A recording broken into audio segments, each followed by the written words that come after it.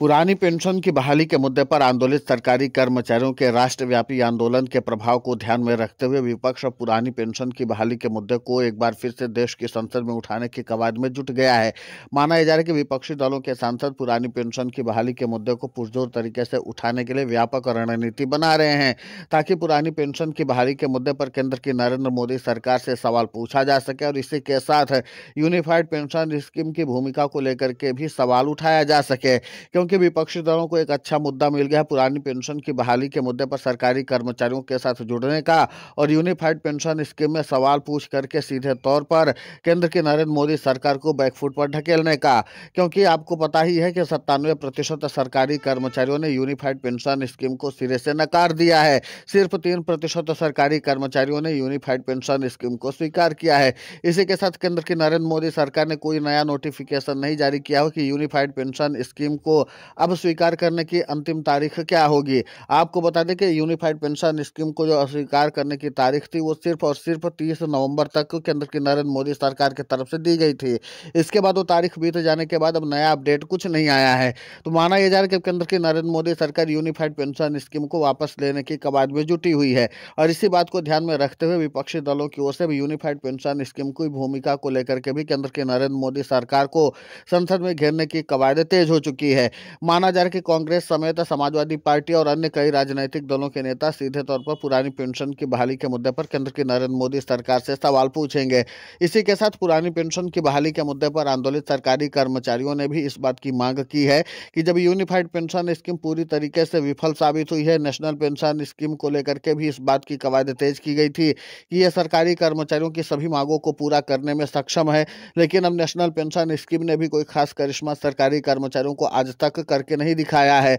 तो जाहिर सी बात है कि जब एनपीएस और यूपीएस दोनों ही फेल साबित हुई हैं तो फिर इनको क्यों ही घसीटा जा रहा है। ऐसे में हूबहू पुरानी पेंशन की बहाली इस बार के बजट में सरकारी कर्मचारियों के लिए कर देना चाहिए। इससे सरकारी कर्मचारियों को सामाजिक सुरक्षा भी मिल जाएगी। अब इसी बात को ध्यान में रखते हुए पुरानी पेंशन की बहाली के मुद्दे पर विपक्ष लामबंद होता हुआ नजर आ रहा है। माना यह जा रहा है कि इस बार नेता प्रतिपक्षों की तरफ से भी पुरानी पेंशन की बहाली के मुद्दे पर चर्चा की जा सकती है और साथ ही यूनिफाइड पेंशन स्कीम को लेकर के भी बातचीत होगी। आपको बता दें कि यूनिफाइड पेंशन स्कीम को लेकर के यह सवाल पूछा ही जाएगा कि आखिर यूनिफाइड पेंशन स्कीम किस कॉन्सेप्ट के तहत लाई गई थी, सरकारी कर्मचारियों को इसमें कितना फायदा सरकार देना चाहती थी और यह विवरण सरकारी कर्मचारियों और सरकार के बीच में क्यों नहीं साझा हो पाया। ये ऐसे प्रश्न है जिसका जवाब अब केंद्र की नरेंद्र मोदी सरकार को देना ही पड़ जाएगा, क्योंकि इसके नाते से विपक्ष को जबरदस्त तरीके से माइलेज मिलने वाला है। जहां विपक्ष पुरानी पेंशन की बहाली के मुद्दे पर पुरजोर तरीके से चर्चा करके सरकारी कर्मचारियों के साथ सीधे संवाद स्थापित कर लेगा और अपने संबंध को भी मजबूत कर लेगा,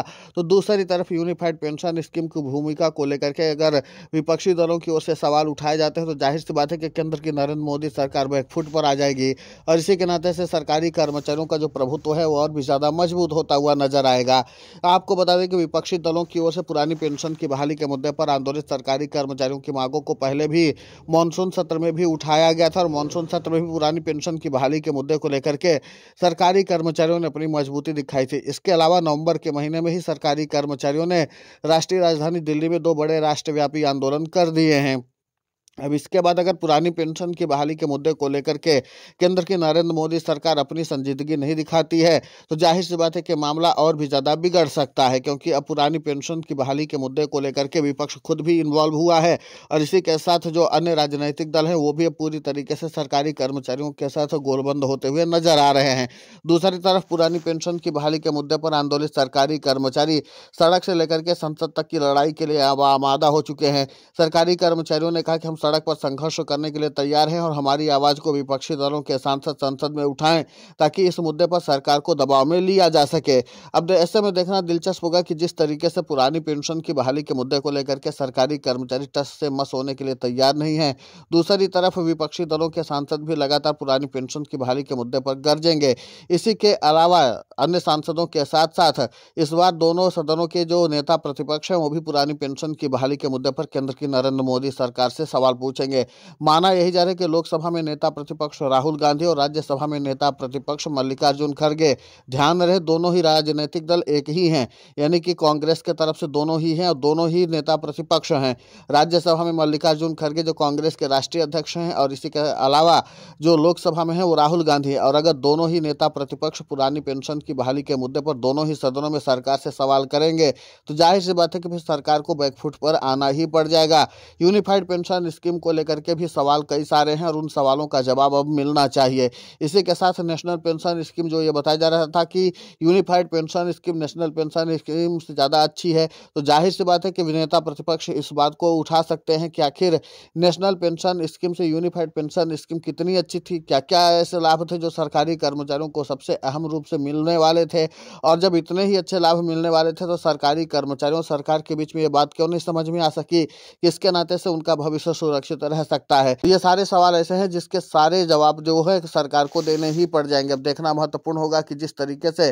पुरानी पेंशन की बहाली के मुद्दे को लेकर के सरकार अपनी बातों पर अड़ी हुई है। सरकार ने साफ कर दिया था कि पुरानी पेंशन की बहाली की बात जो है वो भूतकाल की बात हो चुकी है, लेकिन सरकारी कर्मचारी कहते हैं कि पुरानी पेंशन हमारा भविष्य है। अगर सरकारी कर्मचारियों को पुरानी पेंशन का लाभ नहीं दिया जाएगा तो जाहिर सी बात है कि उनका कोई भविष्य बचेगा नहीं। इसीलिए पुरानी पेंशन की बहाली के मुद्दे पर सरकार और सरकारी कर्मचारी की लड़ाई जहां दिलचस्प मोड़ पर आती चली जा रही है, तो दूसरी तरफ इस मामले पर अब नई तरह की जंग भी शुरू होने वाली है, क्योंकि पुरानी पेंशन की बहाली के मुद्दे पर आंदोलित सरकारी कर्मचारी अब राज्यों की राजधानियों से लेकर के राष्ट्रीय राजधानी दिल्ली तक में कई बड़े आंदोलन करने की तैयारी में जुट चुके हैं। आपको बता दें कि नवंबर के महीने में सरकारी कर्मचारियों ने 2 बड़े आंदोलन कर दिए हैं। इसके अलावा 2 जनवरी को ही मध्य प्रदेश की राजधानी भोपाल में भी आजाद अध्यापक शिक्षक संघ के तरफ से पुरानी पेंशन की बहाली के मुद्दे पर महाआंदोलन करने की तैयारी शुरू हो चुकी है। इसी के साथ पुरानी पेंशन की बहाली के मुद्दे को और भी ज्यादा धार देने के लिए उत्तर प्रदेश समेत तमाम राज्यों के जो सरकारी कर्मचारी हैं वो अपने अपने राजधानी में पुरानी पेंशन की बहाली के मुद्दे पर अलग अलग महाआंदोलन करेंगे।